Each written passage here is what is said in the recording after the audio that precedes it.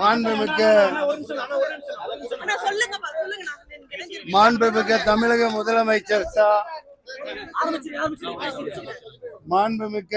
முதலமைச்சர் ஜோசப் விஜய் அவர்களின் தலைமையில் இன்று தமிழக வெற்றி கழகத்தின் முதுகெலும்பாக பணியாற்றிக் கொண்டிருக்கின்ற அமைச்சர் புஷி ஆனந்த் அவர்களின் தலைமையில் உயர்ந்த மனிதன், உயர்ந்த உள்ளத்திற்கு சொந்தக்காரர், அமைச்சர், விளையாட்டுத்துறை அமைச்சர் மற்றும்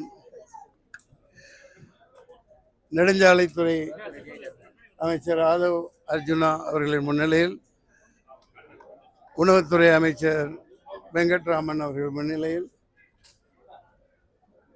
செங்கோட்டையன் அவர்கள் மூத்த பழம்பெரும் அமைச்சர்கள் முன்னிலையில் தமிழக வெற்றி கழகத்தில் என் இறுதி மூச்சு வரை பயணிப்பதாக இணைந்திருக்கிறேன். வரும்பொழுது கேட்டார்கள், இணைவதற்கு வருகிறீர்களா என்று. பிரிந்திருந்தால் தானே இணைவதற்கு.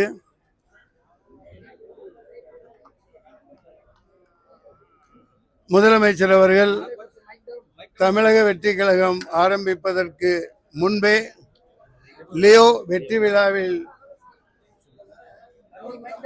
ஜவஹர்லால் நேரு ஆடிட்டோரியத்தில்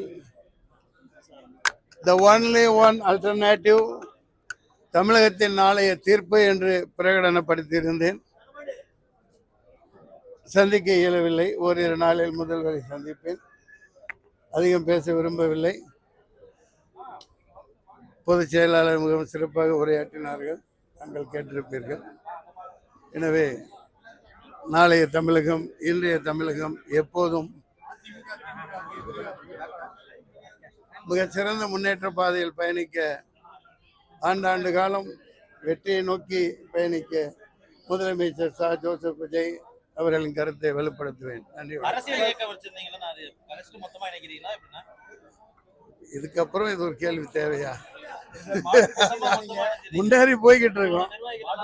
எப்படி இருக்கலாம் மனம்? நான் இதுவரைக்கும் அதுக்கு தானே பதில் சொன்னேன். பிரிந்தால் தானே இணைவதற்கு, இணையாதிருந்தால் தானே இணைவதற்கு. அம்மணி அவர்களுக்கு தான் சொன்னேன். நன்றி. இது நிச்சயமாக மிகப்பெரிய புரட்சி, தமிழக முன்னேற்ற பாதையில் பயணிக்கும். நன்றி, வணக்கம். போன் கொடு.